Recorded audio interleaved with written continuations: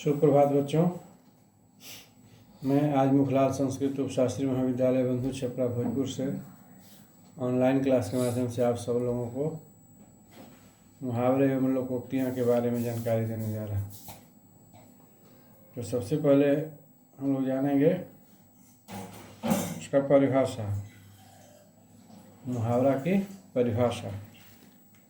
मुहावरा क्या है, इसका शाब्दिक अर्थ क्या है, इसका परिभाषा क्या है। तो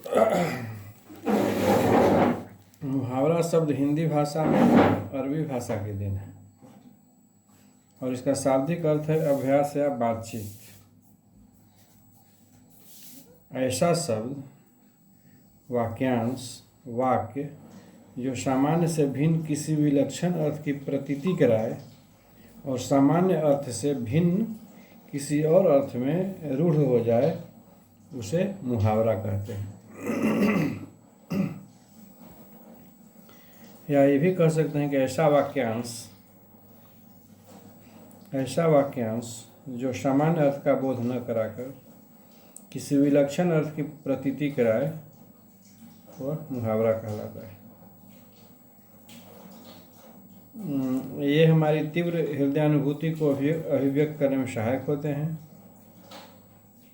और इनका जन्म जो है मुहावरा का आम लोगों के बीच होता है।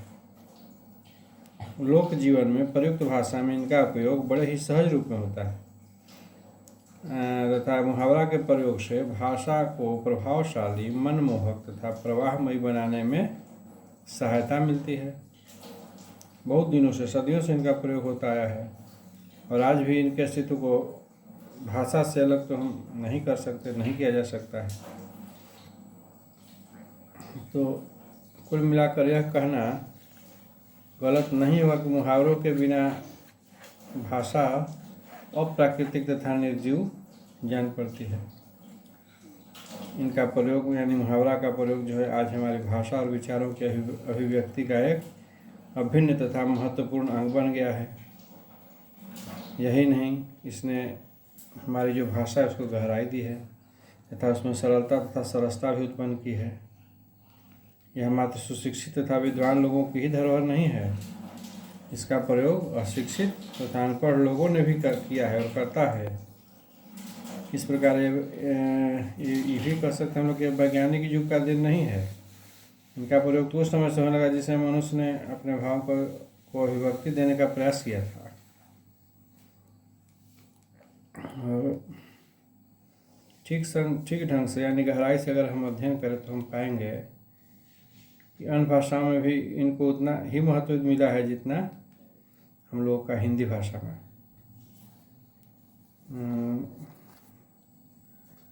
बात कहने का तो तरीका एक ही है, मात्र शब्द बदल गए हैं मुहावरा में। जैसे हिंदी में डींगे मारना था, अंग्रेजी में to blow once on trumpet. अब इससे स्पष्ट होता है कि सही भाषा में मानव मन के अभिव्यक्ति, प्रवृत्ति, भावों का आदान प्रदान समान रूप से एक जैसा ही रहा है। इसलिए इसकी उपस्थिति हर भाषा में प्रचुर संख्या में पाई जाती है।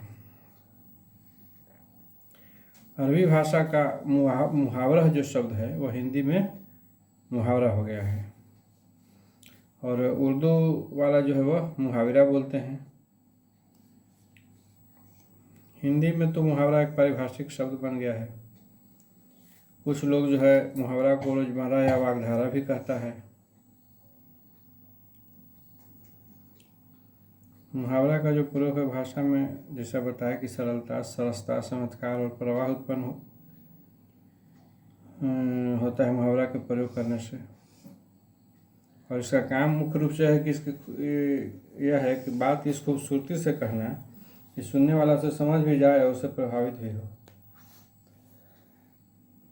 जैसे कुछ विशेषता इसका है, क्या क्या है। पहला विशेषता कि मुहावरा का प्रयोग जो है वाक्य प्रसंग में होता है, अलग नहीं। जैसे कोई कहे कि पेट काटना है तो इससे कोई विलक्षण अर्थ प्रकट नहीं होता है। इसके विपरीत कोई कहे कि मैंने पेट काट कर अपने लड़कों को पढ़ाया, तो वाक्य के अर्थ में कुछ ही होगा, लाक्षणिकता, लालित्य और प्रवाह उत्पन्न होगा। और दूसरा विशेषता है कि इसका कि मुहावरा अपना असली रूप कभी नहीं बदलता, अर्थात उसे पर्यायवाची शब्दों में अनुदित नहीं किया जा सकता है।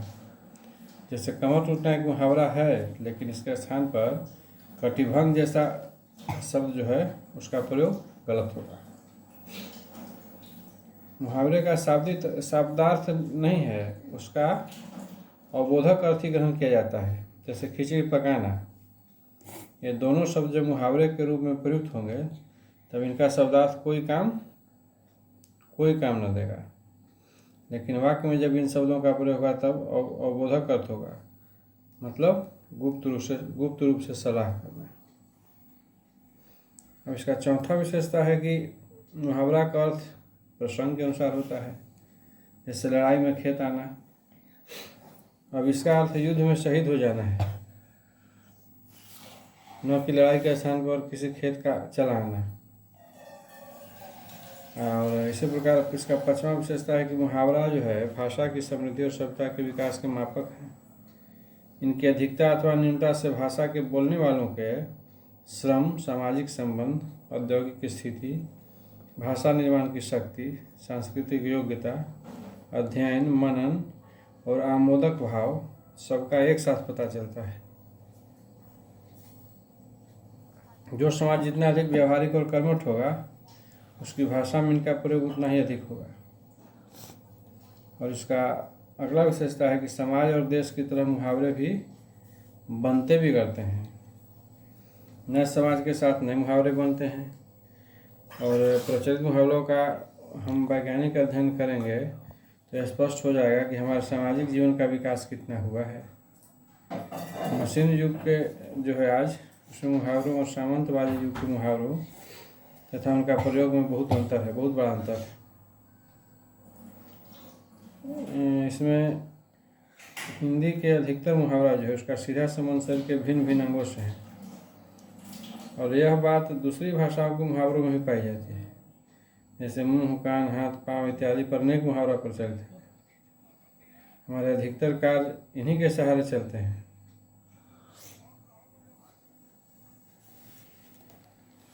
अब वाक्यों में मुहावरा के प्रयोग से संबंधित कुछ विशेष बात है। कौन कौन?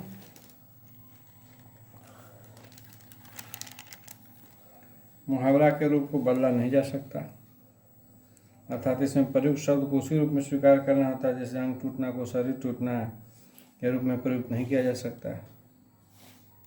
वास्तविक अर्थ के साथ इनका प्रयोग न करके रूढ़ अर्थ के साथ ही इनका प्रयोग किया जाना चाहिए। यह इसका अलग दूसरा विशेष बात है। जैसे आसमान पर थूकना, यदि इस मुहावरे का वास्तविक अर्थ लिया जाए तो निश्चित रूप से हास्यास्पद ही होगा, आसमान पर थूकना का। अब इसका रूढ़ अर्थ जो है वह है कि अपने से श्रेष्ठ व्यक्ति का अनादर करना। अब यही अर्थ इसका सही माना जाएगा। और अगला विशेष बात है कि मुहावरा का वाक्य में प्रयोग होने से उसकी क्रिया वाक्य में लिंग, वचन, कारक के अनुसार परिवर्तित हो जाएगी। और विशेष बात है कि मुहावरा का वाक्य में प्रयोग करते समय इसके लाक्षणिक अर्थ की पूर्ण जानकारी होनी चाहिए तथा इसके अशुद्ध प्रयोग से बचना चाहिए, अन्यथा अर्थ का अनर्थ होने की संभावना रहती है। इस बात को हम लोग को ध्यान रखना है। इसका प्रयोग सीमित तथा आवश्यकता अनुसार ही होना चाहिए। अनावश्यक मुहावरों के प्रयोग से भाषा का रूप विकृत हो जाता है।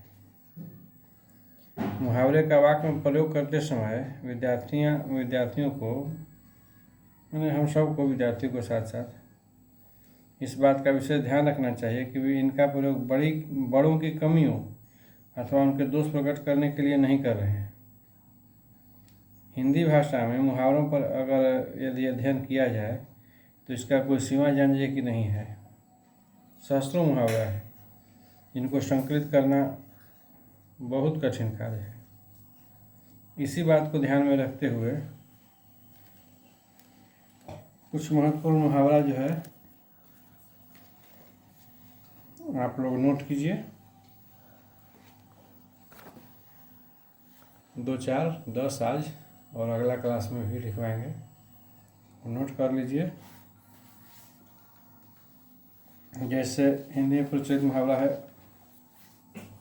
अंग अंग ढीला होना, मतलब बहुत थक जाना। और इसका वाक्य में प्रयोग कीजिएगा तो होगा कि सुबह से शाम तक काम करते करते अब तो अंग अंग ढीला हो गया है, मतलब बहुत थक। इसी प्रकार है मुहावरा अंधे की लाठी, तो इसका अर्थ होगा एकमात्र सहारा। वाक्य में प्रयोग कीजिएगा तो होगा कि राहुल अपनी विधवा माँ की अंधे की लाठी है।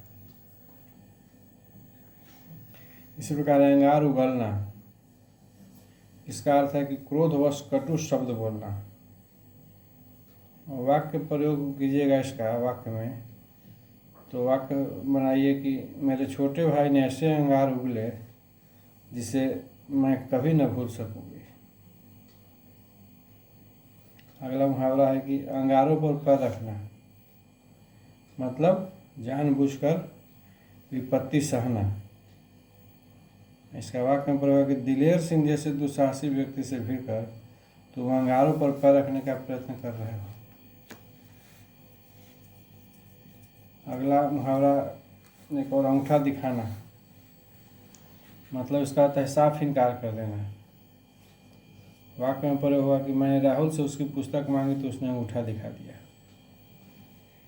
ये सब इसका 2 4 5 उदाहरण है, और उदाहरण मुहावरा का कल के क्लास में आप सब लोगों को लिखवाया जाएगा।